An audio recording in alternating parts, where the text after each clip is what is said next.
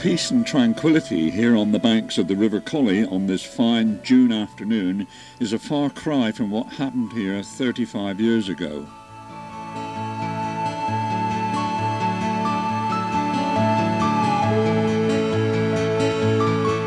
On the 10th of July 1968, after a night of continuous torrential rain, the River Collie and its contributaries broke their banks upstream, sweeping hay and debris from the surrounding fields and woodlands downstream where it formed dams in the narrow parts of the riverbanks.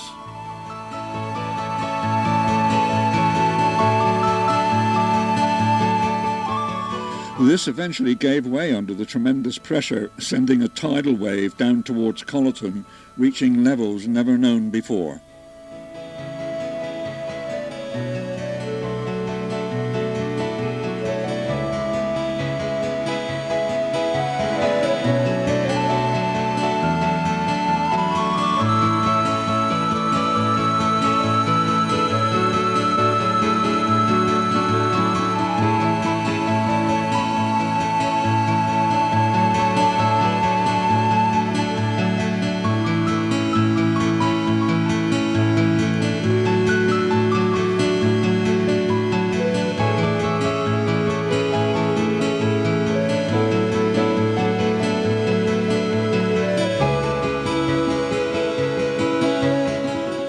Here at Chantry Bridge, the floodwater soon swept over this wall and into what was the car park of the old Bear Inn. Vehicles parked there were soon picked up by the raging torrent and swept downstream. We will witness one of these cars being recovered from the riverbed later on in the film. The floodwater came up to this corner in Dolphin Street outside what was the police house, where I got in a small rowing boat and floated downstream past these cottages to this point, where you could see the river rushing across the road just where the car is now. The devastation the floods brought to the residents and their property in this lower part of Colyton around Umborne Bridge can now be seen in pictures that follow, taken on cinefilm 35 years ago.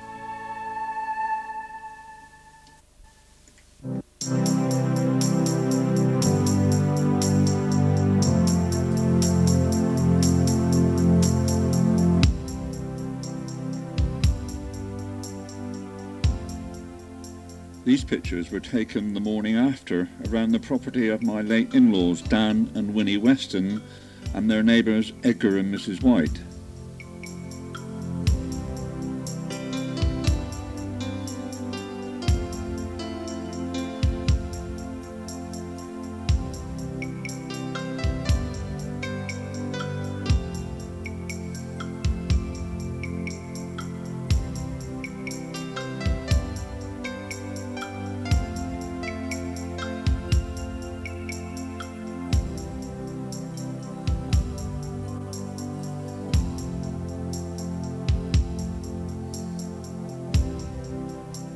Fortunately, there was no one home when this cottage was completely washed away.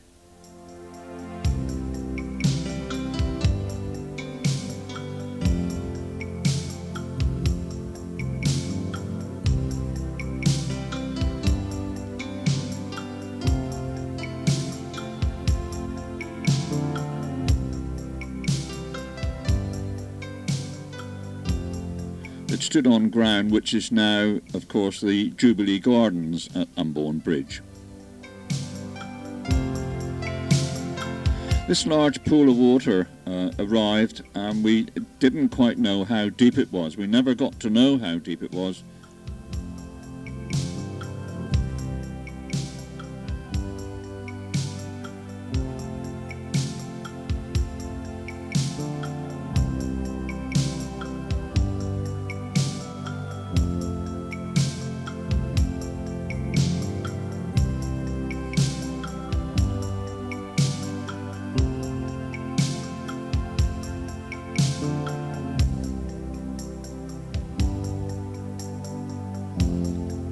I wonder what Winnie Weston's thoughts are here.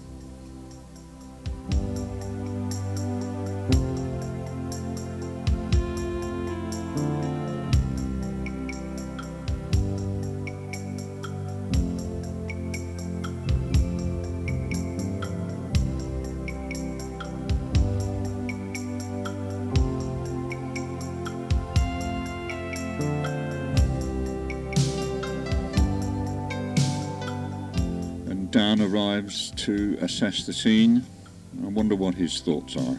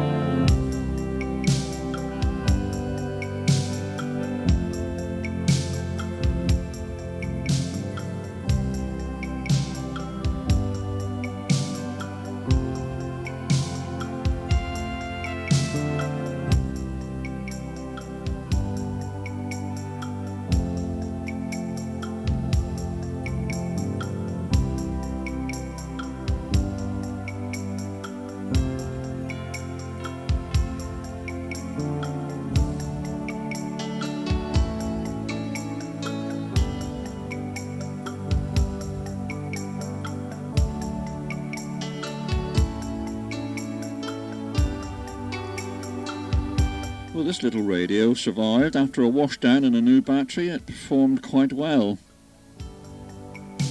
But the telly, I'm afraid, was a bit of a washout. Here we see members of Colyton Fire Brigade arrive to endeavour to pump this pool dry.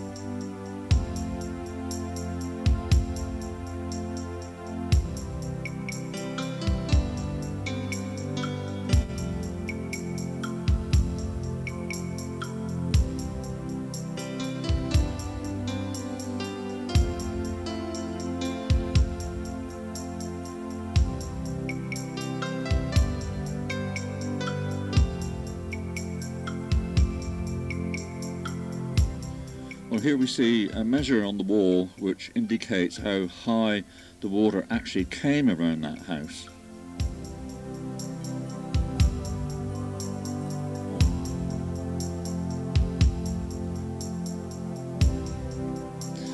Well, after several attempts and several hours actually of trying to pump this pool dry, the fire brigade had to give up, and it was decided that a tractor should come in and try and fill it up with rubble.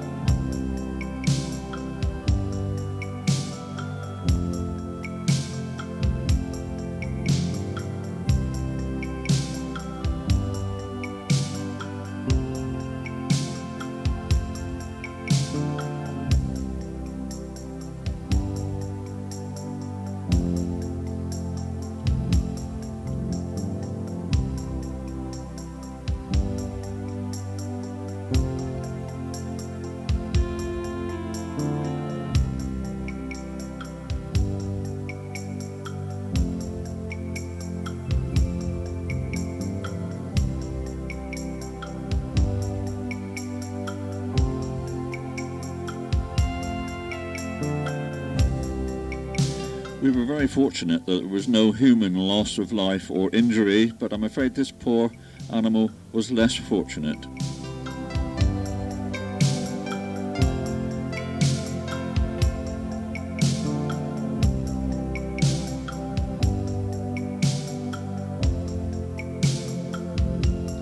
Here we see Dana Sparks and Christine White arriving with a never-ending supply of refreshment, which was supplied by Mrs. Charlie, who lived out at Road Green.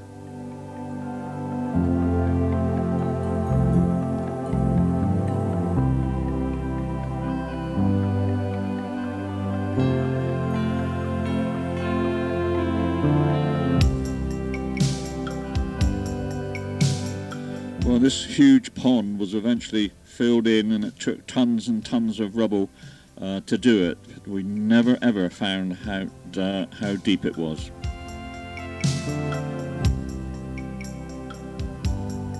Here we see Edgar White, one-time butcher in Colyton, doing his little bit of clearing up out on his back shed.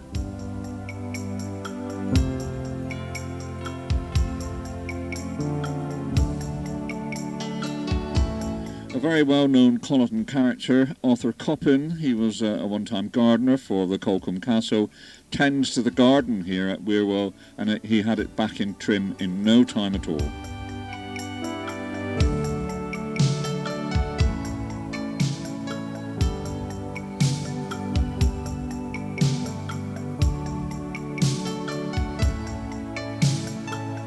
Well, here we see a rescue operation trying to get the car out of the river that we mentioned earlier on in the film.